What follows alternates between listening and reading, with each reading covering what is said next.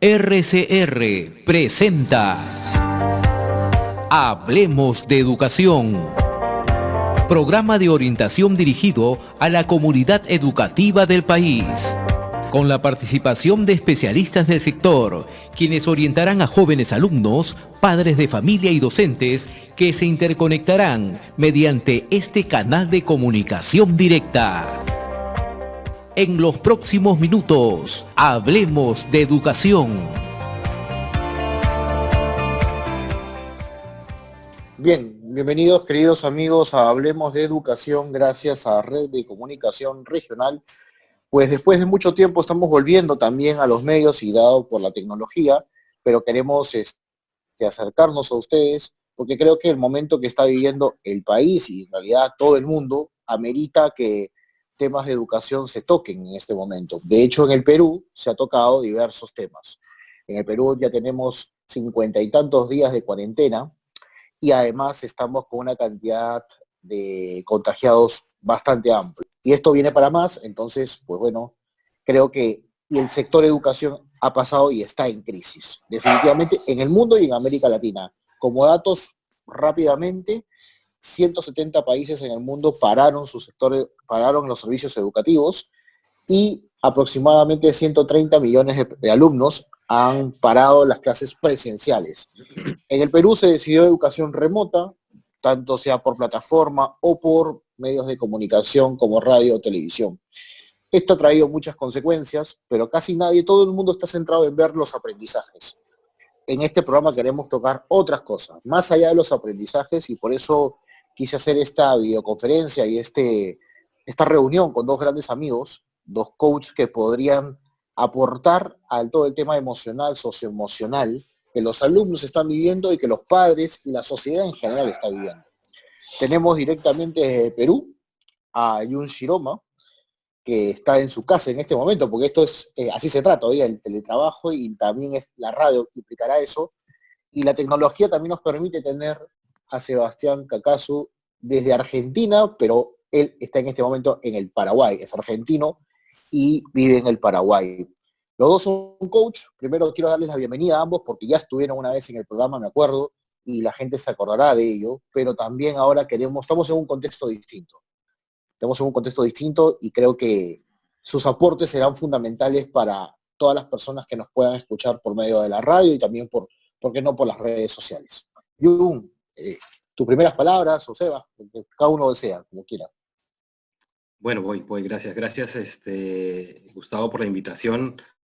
La verdad que es un gusto podernos encontrar por este medio, ¿no? Y de una u otra manera también poder aportar en esta plataforma que tienes tú, dirigida al ámbito de la educación.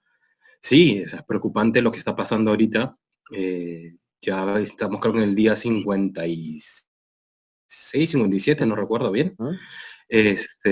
Lo que sí recuerdo que mañana es el Día de la Madre, entonces con eso ya me acuerdo por dónde vamos, pero me sorprende la reacción de la gente, ¿no es cierto? Y qué complejo se está volviendo esta situación, ¿sí? Es bastante difícil, pero necesitamos como país tomar conciencia de todo lo que estamos haciendo, cómo lo estamos haciendo. La gran mayoría dice que el mundo no será igual, ¿no es cierto?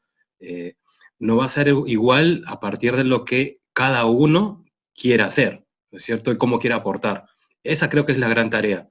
Y cómo estamos aprovechando este momento de cuarentena para ser mejores personas más adelante, ¿no? De repente esa es la primera reflexión que me genera esta situación, que es bastante compleja, que nunca lo vivimos, pero que creo que más que quejarnos nos compromete, ¿no? Nos compromete si realmente queremos sacarle algo de esta situación.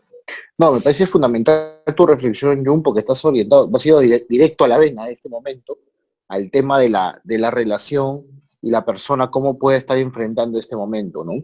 Y qué estamos aprendiendo de ello. Nosotros antes nos sentíamos volver al futuro, yo siempre digo esto, y lo sabe Sebastián por qué les digo, pero hoy los paraguayos, y en este caso, están adelante en el tiempo a nosotros, porque nosotros como Perú seguimos en cuarentena. Los paraguayos ya tienen una cuarentena inteligente, como lo han llamado. Su presidente ya mencionó que las clases son online o a distancia o remota todo el año, y esto ha traído seguramente consecuencias. Sebas, primero, ¿tú cómo lo estás viviendo? ¿Cómo analizas el tema, no solamente en el campo educativo, sino también en el mundo empresarial en que tú trabajas allá en el Paraguay?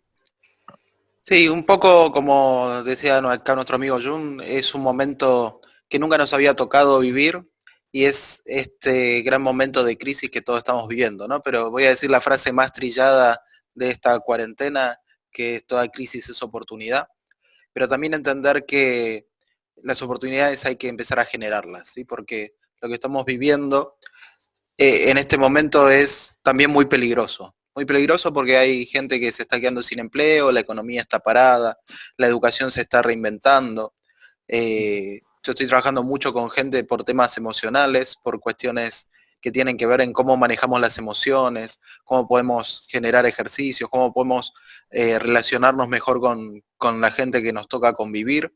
Y en el caso de educación, estamos hace mucho tiempo trabajando con padres de familia que realmente tienen que lidiar con sus hijos en la casa, tienen la problemática de adaptarse a la nueva manera de educación que tiene que ver con lo online, que en un principio eran las tareas que mandaban por WhatsApp los maestros, y que ello conlleva una gran carga de estrés, de sentirse no del todo bien y de empezar a reinventarse en las relaciones, ¿no? Y en el mundo empresarial absolutamente lo mismo. Si bien muchas empresas ya hoy han superado la etapa de miedo y de parálisis, están viendo cuál es verdaderamente la forma de salir adelante con esto. Así que por eso creo que es un buen momento para reflexionar sobre qué estrategias podemos emplear para lograr estas cosas. Sí, mira, yo te agradezco. Es interesante cómo has dado el panorama tanto a nivel educativo como a nivel empresarial. Y al final vamos a regresar primero en este primer bloque. Quisiera tocar con ustedes con la persona, porque ambos han tocado el mismo punto, el ser humano, ¿no? Algunos se pensarán que un programa educativo y yo prácticamente ahorita tendría que poner 2 profesores a que les enseñe matemática por la radio. Creo que eso se encargan los ministerios, se encargan los maestros. Creo que podemos darles reflexiones a las personas en otro ámbito donde no está llegando la educación formalmente hablando. Y han hablado ustedes de la persona. Y todo el mundo habla de que la crisis es un momento de oportunidad, ¿no? Parece que ahora todos se conocen el ideograma japonés incluso, ¿no? Porque he visto hasta sacerdotes hablar de esto, en fin, en el mundo empresarial, pero, pero al final del asunto es un ser humano que se ha encontrado con esta realidad. Y ellos no, ninguno de nosotros ha buscado esta pandemia, entiendo yo, ¿no? Algunos quieren echarle la culpa a los chinos, ¿no? Porque dicen que ellos tienen la culpa de haber creado el virus. Eso es un tema político o de especulación que mejor no entramos, pero ya estamos viviendo esta realidad. Entonces, ¿cómo enfrentar esta realidad en el lugar que ustedes están? ¿Qué consejos les podrían dar a las personas, a un adolescente, a un niño, a un padre de familia, a un empresario, por ejemplo? Tú, Sebastián, trajo mucho coach empresarial, a un microempresario que en este momento de repente nos escucha y dice, pero yo ya tengo 2 meses y no vendo nada, y la cosa está complicada, nadie tiene recursos. ¿Qué consejos o qué orientaciones desde el lado de la persona podríamos tocar? No sé, quien desea empezar, por favor. Voy. Bien, gracias, Eva. Primero, desde el lado de la familia, estamos hablando de personas, entonces, qué importante es empezar a hablar desde ese lado, desde la familia. Algo que necesita toda familia en esta situación es empezar a conversar un poco más, ¿no? Empezar a manifestar realmente lo que puede estar pensando, sintiendo, para que los otros lo comprendan. Si yo no manifiesto, ¿cómo el otro lo va a saber? ¿No es cierto? Y en esta situación tan compleja como la cuarentena, como estar en este aislamiento social, y el aislamiento social no tiene que ver con el desaparecer de todo el mundo, ¿no? Hay una situación bastante particular porque lo que era nuestra zona de confort, ¿no es cierto? Esta zona de confort que tiene que ver con lo que ya conocemos, pues ahora es mucho más grande porque es la que, o sea, no te mueves más allá de la casa. Como esa zona de confort que conocíamos se ha vuelto la compleja, se ha vuelto la que necesito atravesar. ¿Por qué? Porque ahora si soy papá o soy mamá y trabajo, ¿cómo concilio el home office? ¿Cómo concilio el home y el office, ¿no? ¿Cómo hago para que realmente yo pueda ser eficiente en mi trabajo y también no dejar la conexión con las responsabilidades que tengo en casa. Entonces, eso trae una carga emocional importante, ¿no? Algunos, conversábamos con papás, están muchísimo más cansados físicamente que cuando estaban en sus horas normales de trabajo. Pero es claro, porque estás mirando tu trabajo, estás mirando que tus hijos estén haciendo sus tareas y estás viendo también qué más le falta a la casa. Todo en un solo lugar, en un mismo tiempo. Entonces es súper importante empezar a trabajar en base a acuerdos. Los acuerdos son fundamentales. Acuerdos, funciones, organizar funciones, horarios, ¿sí? Lo conversamos también con papás, es empezar a manejar de menos a más. La ansiedad la vamos a poder trabajar de una mejor manera si somos organizados y si coordinamos acciones.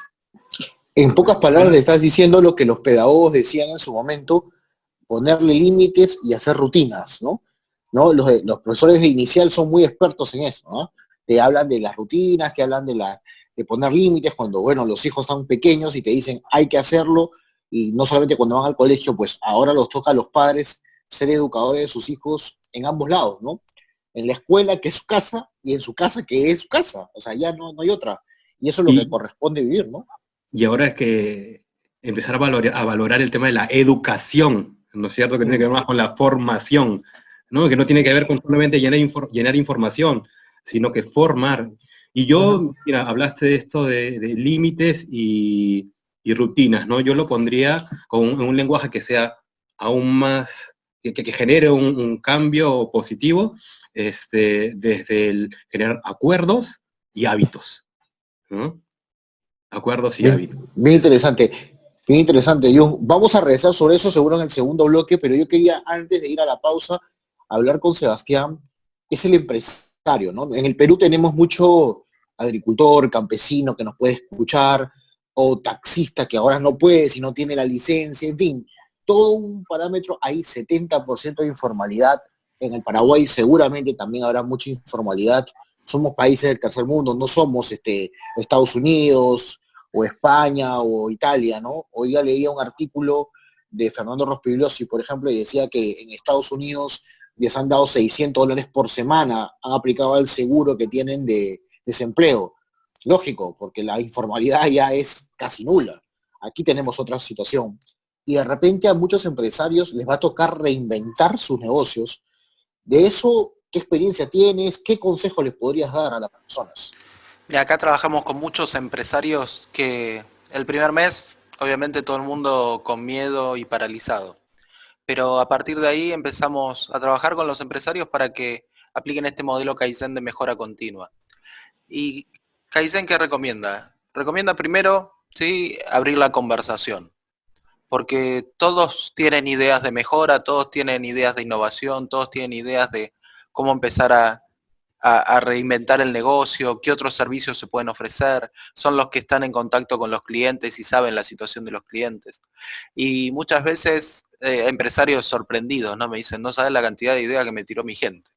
Porque este momento es un momento donde todos tenemos que tirar el carro juntos, ¿sí? Y muchas veces una empresa está planteada como que están los dueños por un lado y los empleados por el otro.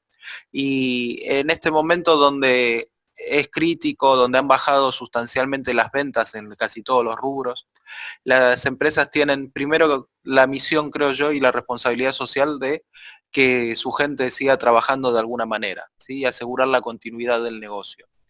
Y para eso la gente también está paralizada y no sabe qué hacer, si va a tener su trabajo, si lo van a suspender, si lo van a echar.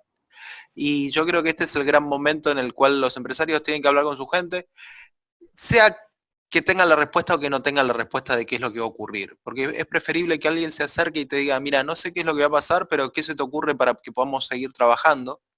Conversar entre todos para ver cómo se pueden bajar el sueldo y hasta dónde se pueden bajar el sueldo. Y también, ¿no?, otro empresario me dijo, sorprendido, ¿no? Increíble cómo la gente, después de generar esta conversación y después que nos pusimos de acuerdo, nosotros analizamos los números, tiramos una propuesta que era quitarle más de lo que ellos pedían, pero que sin embargo nadie se quejó.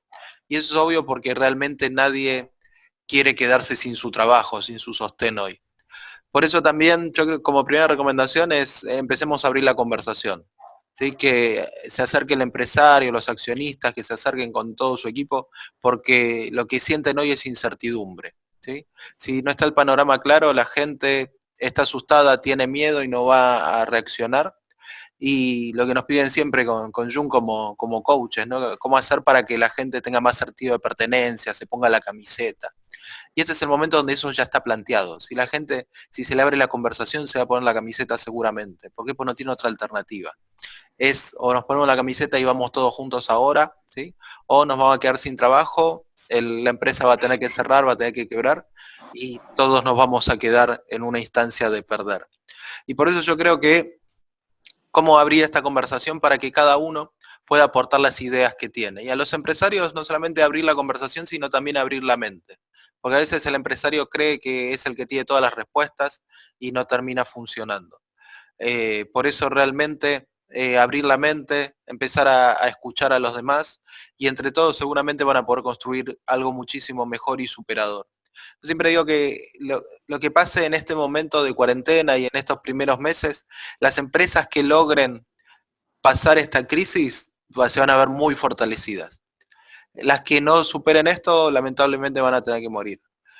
Pero yo creo que también es el ciclo de la vida, ¿no? Y es el ciclo de esta pandemia. Hay gente que no va a poder superarlo y se va a quedar en el camino, pero el que realmente supere esto y lo utilice como un aprendizaje, va a surgir como una empresa mucho mejor planteada. Perfecto, muchas gracias, Sebastián.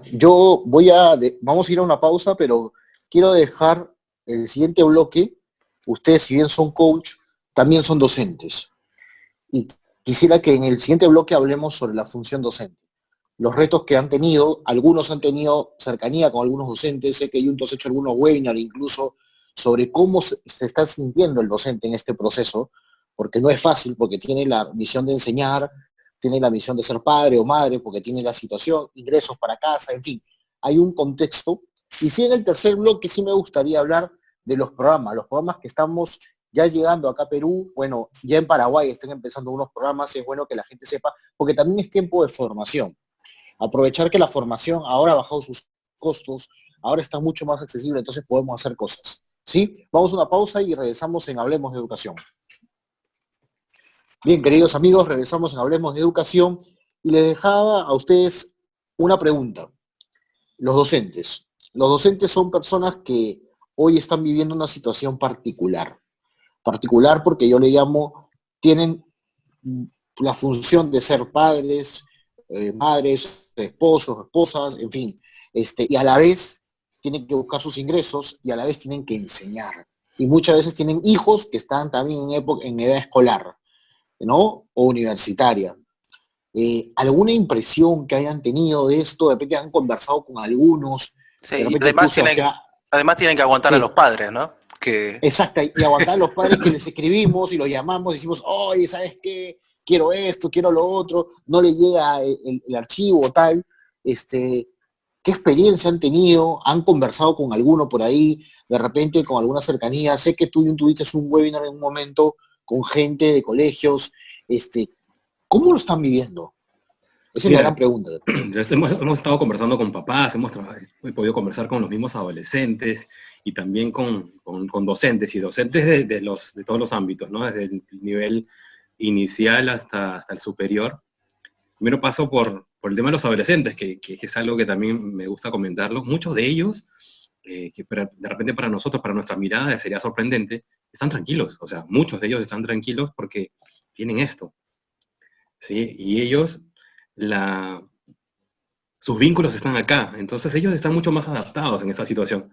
Claro, hay momentos en que sí, realmente tienen los planes que habían generado y no se están dando, y eso genera frustración. Los grandes problemas están en los espacios comunes, ¿sí? Si tienes a un adolescente que comparte cuarto, comparte lugares, y necesita, particularmente como adolescente, necesita su espacio, se complica, ¿sí? Y eso que es importante, lo que hablábamos hace un rato, ¿sí? El tema de generar hábitos y generar acuerdos, horarios definidos, tareas definidas, cada uno haciendo que esto avance, ¿no? Que esta última reflexión que hacía Seba, ¿no? Y me resonaba la palabra, que genera resiliencia en nosotros. Todo lo que estamos viviendo en este momento nos está enseñando algo, ¿sí? Nunca se nos iba a pasar por la cabeza vivir esto. Estamos viviendo esto y nos está fortaleciendo frente a otras situaciones que podrían llegar. Entonces, eso también, empezar a mirarlo dentro de las familias. Ahora, en estas conversaciones con maestros, que fue bastante interesante, lo conversé en varios estadios de esta cuarentena. Al principio que escuchaba mucha queja, ¿sí? Porque realmente, o sea, lo primero es, y qué bueno que soltaban la queja, qué bueno que soltaban esa frustración, esa molestia, porque imagínate estar con eso, ¿no? Y luego pasaron de ese lado de la queja y la molestia a una postura absolutamente protagonista. Ok, ya, ok, me toca esto. ¿Cómo voy a hacer? Pero lo dice Melina Furman, ¿no? Que es una investigadora, educadora argentina. Vivimos en un mundo de hiperconectividad, pero qué complejo ha sido ahora trabajar la educación desde la conectividad, ¿no? Vivimos en un mundo como este, pero aún no estamos preparados como para eso. Entonces, ¿qué es lo que necesitamos? Primero, ese rol activo, protagonista que está viviendo, buenísimo. Luego, trabajar mucho la capacidad de organización y de coordinación, porque necesitan trabajar mucho con los papás, ver el tema horarios, sí, ver el tema hasta de roles. Otra de las cosas fundamentales para los profesores es no abrumar a los alumnos, no abrumar de tareas, de cosas. Y hay algo que he podido rescatar y lo leí, y después, ya con las conversaciones lo puedo sostener. Lo que necesitan los maestros ahora, y la familia también, es priorizar la salud emocional y mental de los chicos, antes que el tema académico. Entonces, es momento también de acercarse, de tener esa relación importante con tu alumno. Más que darle información, como decíamos hace un rato, formarlo. Creo que también es momento para trabajar y desarrollar absolutamente, y creo que lo están haciendo, la flexibilidad y la creatividad. ¿Sí? Y bueno, lo menciona mucho Ken Robinson, ¿no? Ken Robinson, sí, claro. Mucho.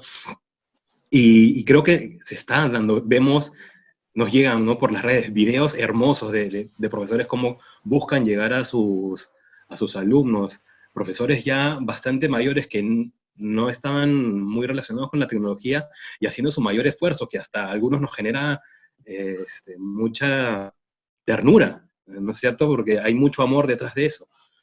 Yo creo Totalmente. que es Sí, eso, totalmente. Y, bueno, disposición y mucho trabajo en equipo. Esto de las inteligencias, generar una inteligencia colectiva.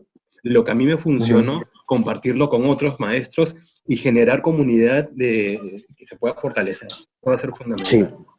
Sí, yo hace unos días tuvimos también un webinar, me acuerdo, en Paraguay, estábamos compartiendo, y como les decía, y creo que ahí tú estás enfocando muy bien, Jun, también decías, ¿qué es lo importante en este momento? ¿No? En la enseñanza, ¿no? Tantos contenidos, y los contenidos lo tienen en la web, lo tienen en la nube, lo tienen en los libros, o necesitamos desarrollar competencias o capacidades que los ayuden, y obviamente la formación de los valores y de los hábitos que no se aprenden leyendo un libro es lo más importante, a lo mejor en este contexto nos ayuda, ¿no? Y yo te hago una pregunta a ti, Sebas, que tú estás en el Paraguay. Paraguay ha sido un país raro en este tema, porque los chilenos, si bien han comenzado a abrir la cuarentena por etapas, también igual que ustedes, y Chile ha habido zonas que hacen cuarentena porque toman pruebas moleculares y los encierran. Su estrategia ha sido encapsular por zonas, de acuerdo donde hay nivel de contagio. En el Perú, no entremos a detalles, pero es otra, bueno, no sé si hay estrategia, pero bueno, hay algo. Pero en el caso de ustedes, el presidente de frente salió a decir, bueno, señores, no hay clases presenciales hasta fin de año, ¿no? Y sabemos nosotros y creo que hay noticias, que la conectividad no es muy buena ya. ¿Cómo reaccionaron los padres, la gente en general, ante esta noticia tan decidida del presidente? Y esto lo tomó hace 2 semanas, 3 semanas, me acuerdo. Entonces, primero en América Latina que diga de esta forma, ¿no? Hay reacciones encontradas, ¿no? Porque esto tiene que ver también con la salud de los chicos, ¿no? Y dadas que no están dadas las condiciones de salubridad y sanitarias como para que aguantar un contagio masivo.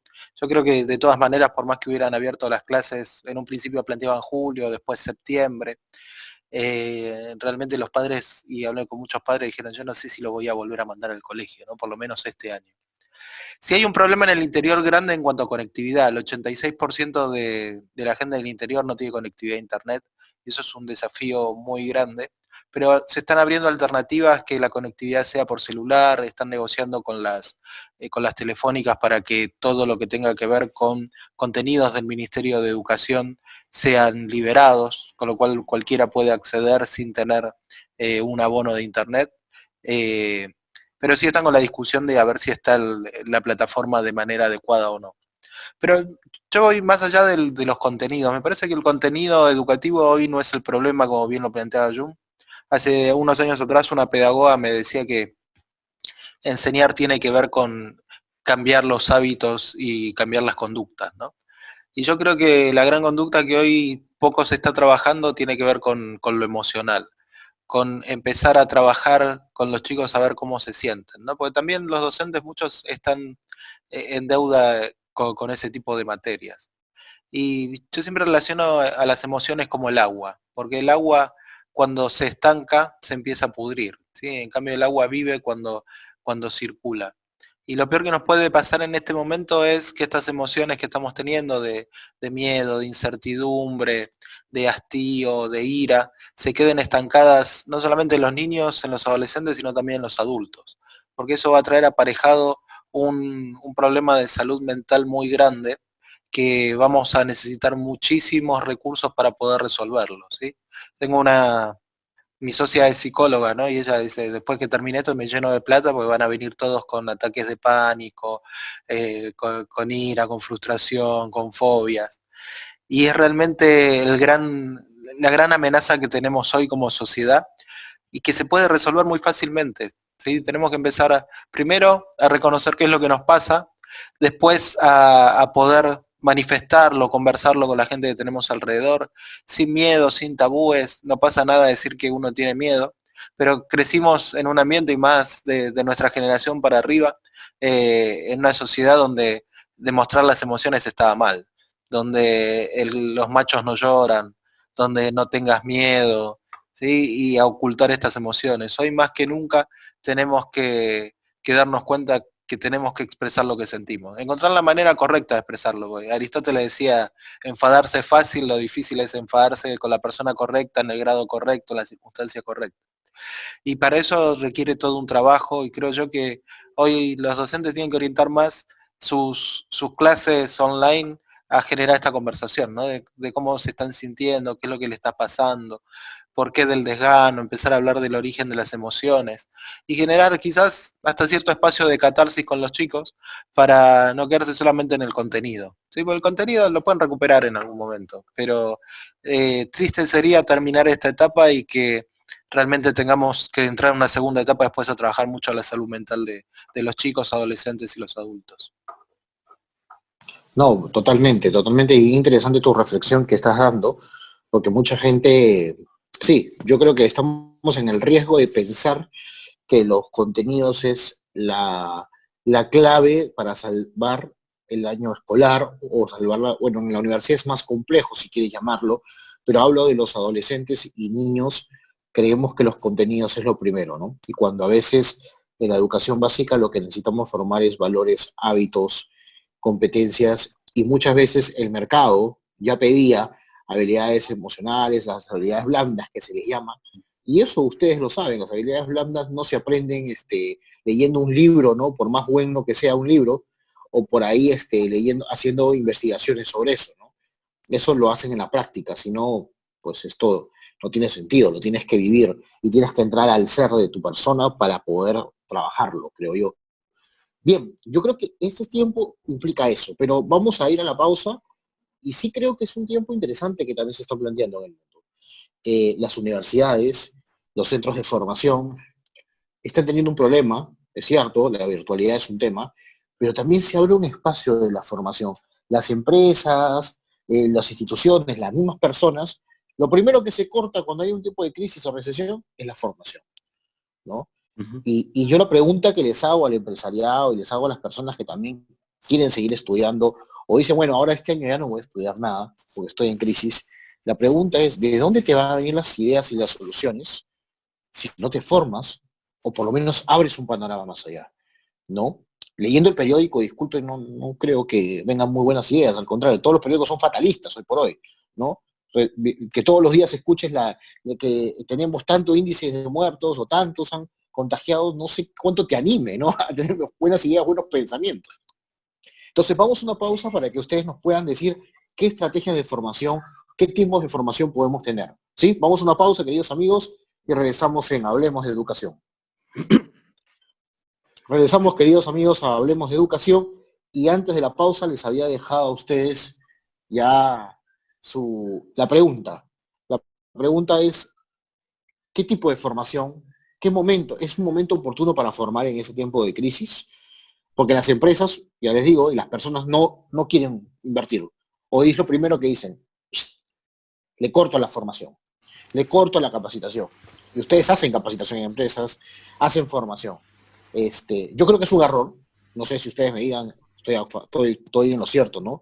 Pero por lo menos deberías aprovechar este tiempo. Porque si no, no sé de dónde van a venir las ideas. Es cierto, la mejora continua, que vengan las ideas, pero a veces hay personas que necesitan de incentivos para poder que llegue esto, ¿no? Y creo que un incentivo son los cursos. Hoy se han abierto muchos cursos, hay ofertas, creo. Online no hay muy buenas, pero ya han empezado a darse cada vez más. Sobre eso, ¿qué comentarios tienen para las personas que nos puedan escuchar? Yo lo que creo es, a ver, lo más importante para la empresa hoy es mantener su continuidad de negocio, ¿sí? Y para eso tiene que analizar muy bien los números. Sé que por las empresas con las que estoy conversando, hoy su presupuesto de capacitación y educación ya lo han destinado a cubrir el rojo de lo que tienen.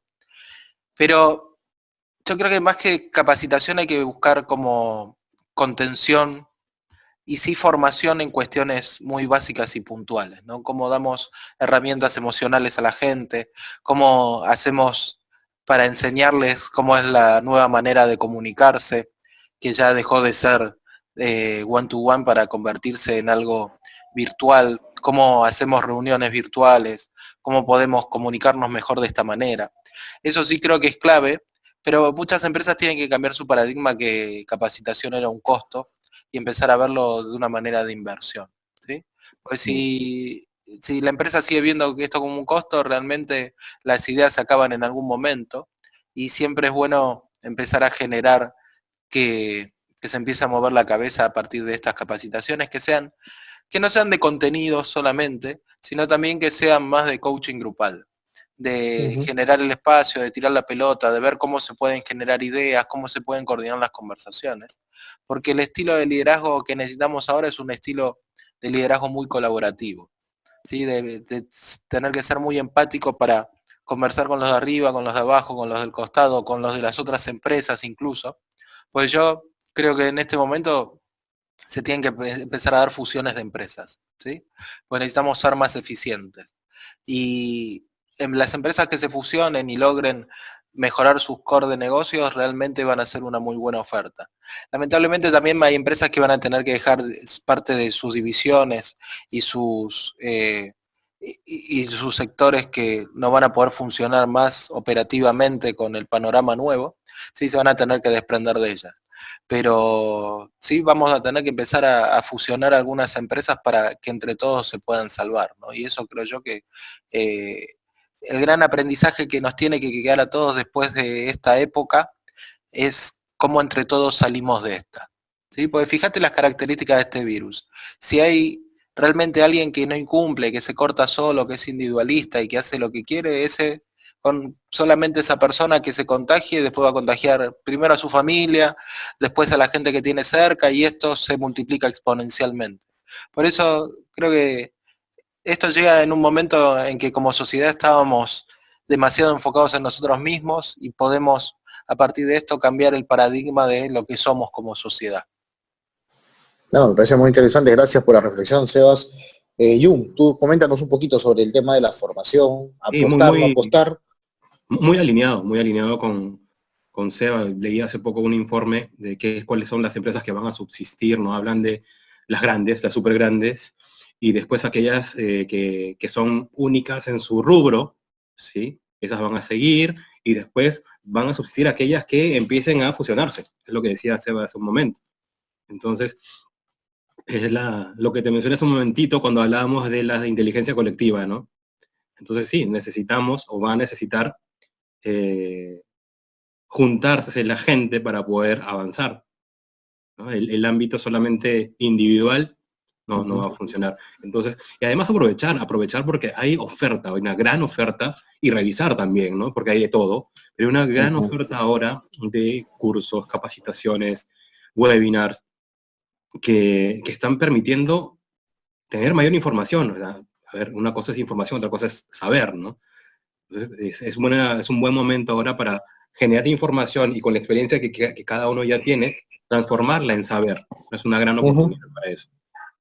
Bien, yo quisiera que tú des la primicia, es cierto, pero Sebastián hablaba de Kaizen, ¿no? Hace un tiempo tuvimos aquí la oportunidad de tener en la radio también a Alejandro Cazúa, y él tiene una metodología que yo entiendo que en el Paraguay ya ha empezado el proceso, está a punto de iniciarse un diploma, ¿no? Con la cadena BDO, nada más y nada menos. Y en Perú también viene, dice, o sea, y ya llegó. Entiendo que el proceso va a darse acá también. Coméntanos un poquito de qué se trata. Ya Sebastián nos comentará la experiencia paraguaya, porque allá ya ha habido hasta aceptación interesante de los foros que ha tenido Alejandro. Pero bueno, coméntanos un poquito cuál es la estrategia en Perú, cómo está llegando esta metodología. ¿Solamente tienen que ser de ojos rasgados los que estudien? ¿O tienen que saber japonés nomás? ¿O no? No, Cuéntanos un por lo poco. contrario, o sea, no, es totalmente abierto. Sí, a partir de ya la segunda semana de junio, sí, estamos ya abriendo el curso de Kizukai Kaizen, ¿no? A ver, Kaizen es algo que se escucha mucho, ¿no es cierto? En este espacio de la mejora continua. Entonces, vamos a tener una plana muy interesante de profesores. Está el creador de esta metodología, es Alejandro Cazúa, ¿sí? Bastante conocido a partir de los resultados que ha tenido en México en empresas públicas, tanto públicas como privadas, ¿sí? Va a estar como profesor también con nosotros, va a estar, y estamos los tres. Sí, claro, claro. Claro. Entonces, es a partir de las experiencias que ya tenemos y lo aprendido también, Sebastián y yo hemos podido estar también en Japón y vamos a estar dando este curso. La importancia de la eficiencia, entender la eficiencia y, como lo decía hace un momento también Sebastián, levantar la información de aquellos que están dentro de la organización para generar esa mejora continua, esa eficiencia. O ideas de mejora también, ¿no? Eso es interesante, y este curso va a ser virtual 100%, porque lamentablemente presencial. 100% virtual, ¿sí? Perfecto. ¿Tú quieres dejar algún correo por donde se puedan comunicar, o teléfono? El día lunes, máximo martes, estamos lanzándolo desde la web, ¿sí? Dentro de la web hemos creado una página que se va a llamar, o se llama, Meta Results Academy, ¿sí? Porque lo que buscamos es que empieces a tener resultados en las acciones que tú hagas. No es solamente un espacio de capacitación, ahora es el cómo, ¿sí? En un momento tenemos un maestro, ¿no? Sebastián, que nos decía que todo el mundo te explica, te dice qué cosa hay que hacer, pero no el cómo. Entonces, aquí lo que estamos empezando a entregar es el cómo. Y ahora, después, va a ser absolutamente tu decisión de cómo lo empleas. Bien interesante. Y Sebas, allá en Paraguay ya empezó, ¿no? Ya está, bueno, a punto de empezar. Tu audio. El audio, tenemos un problema en el audio, creo. Ahora sí. Acá ya empezamos, estamos muy contentos con las inscripciones, la gente está muy entusiasmada, quiere participar mucho del curso porque acá va a aprender una metodología que hizo que Japón saliera de su crisis después de la Segunda Guerra Mundial y que aprovechara las oportunidades de mejora. Y fíjate cómo Japón en muy poco tiempo después de la Segunda Guerra Mundial se convirtió en la tercera potencia económica del mundo, utilizando una metodología que tomaba esta idea de mejorar continuamente, ¿sí? Y de poder hacer productos de calidad y a bajo costo. Y yo siempre explico, hoy el precio de las cosas que vendemos la marca el mercado, y hoy los precios se han caído, ¿sí? Muchas cuestiones, los precios, salvo los que venden barbijo, ¿no? Eso aumentaron los precios. Pero el resto de los precios se han caído porque disminuye la demanda, hay mucha oferta y poca demanda. Y si nosotros marcamos en una ecuación muy simplista, decimos que las ganancias son iguales a los precios de venta menos los costos, ¿sí? Los que son contadores o se dedican a costos me van a matar. Pero si hacemos esa analogía muy simplista y los precios han caído, lo único que tenemos que hacer para ganar lo mismo o dejar de perder es bajar los costos. Y la metodología Kaizen apunta directamente a eso, a mejorar la calidad bajando los costos, sin bajar la productividad y la eficiencia. Y lo que tiene de bueno lo de Kizukai es que Alejandro lo ha diseñado para un público enteramente latinoamericano, ¿sí? A través de su experiencia en Japón, pero también muchísima experiencia en México, porque él es mexicano, realmente poder adaptar este modelo a algo que un público latino lo pueda entender. ¿Sí? Pues yo tengo la experiencia de hace casi 20 años atrás de querer, cómo pasa el tiempo, ¿no? De querer implementar Kaizen en Argentina a principios de los 2000 con muchas frustraciones, porque no nos dimos cuenta en ese momento que la clave estaba en trabajar con la gente, ¿no? Y volvemos quizás al tema que hablamos al principio, la importancia de la gente a la hora de generar cambios. Y con esta metodología y sumada a nuestra experiencia como coaches, podemos asegurar realizar el cambio porque nos aseguramos trabajar con la gente. No, fenomenal, están abiertas las inscripciones, bueno, en ambos países es online, o sea, lo pueden llevar cualquier persona, en realidad, el lugar que esté, los precios son cómodos, ya seguro saldrá la publicidad en su momento acá en Perú, pero también en el Paraguay ya esto es un hecho, y también hay que felicitar un poco la iniciativa que se ha dado, ¿no? Y es lo atractivo que acabas de decir, ¿no? O sea, mucha gente dice cómo el Japón salió de la Segunda Guerra Mundial, no estamos en una guerra mundial, pero prácticamente pareciera. En muchos casos la economía se va a retraer a esa magnitud y el Japón salió rápidamente gracias a esta metodología, al tema del Kaizen. Y también es cierto, ¿no? Hay muchas personas que dicen cómo el Japón, su nivel de contagio no es tan grande como otros países con la cantidad de habitantes que son, eso hay que sumarlo, y con el territorio tan pequeño que son. Y ahí creo que hay un secreto un poco en su filosofía de vida también.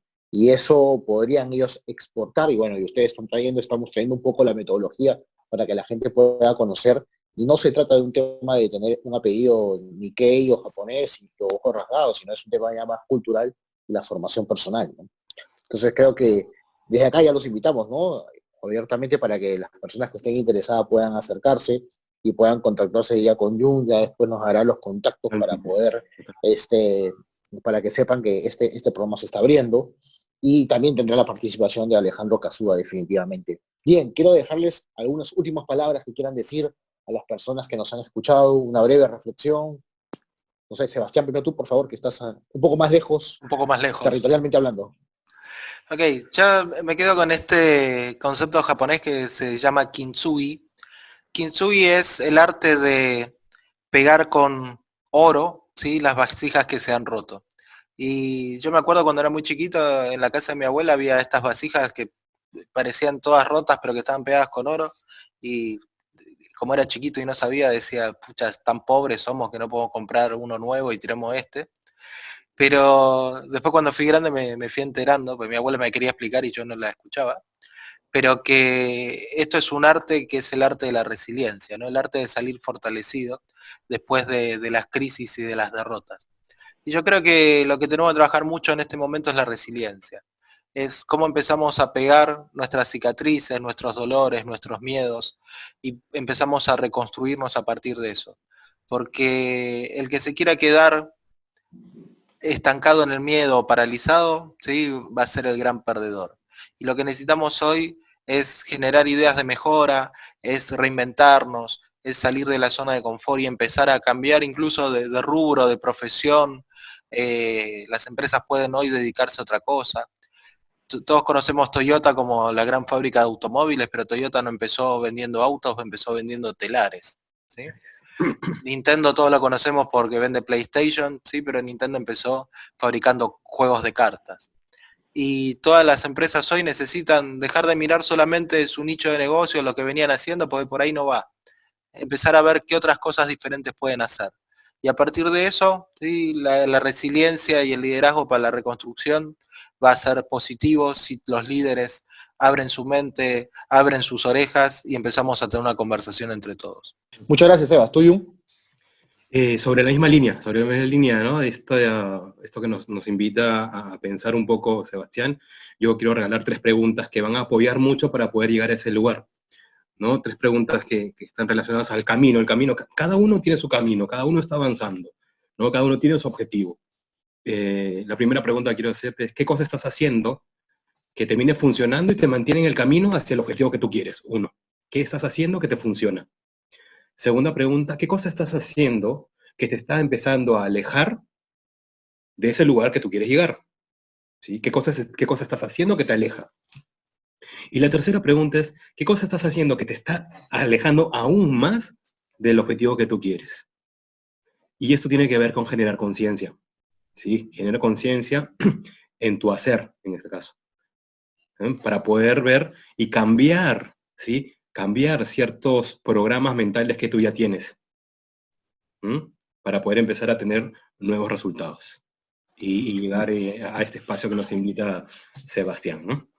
Bien, muchas gracias, Jun. Tenemos tarea para el siguiente programa. Seguramente hemos querido hacer un programa distinto, no hemos querido hablar de los aprendizajes, no hemos querido hablar del currículum, no hemos querido hablar de cuántos muertos hay o cuántos contagiados hay. No queremos hablar sobre esto, hemos querido hablar pensando más en nosotros, en los más cercanos y cómo vamos a potenciar para la redundancia, nuestras potencialidades. De eso se trata. Eso también es educación. Esa es la esencia de la educación, en realidad.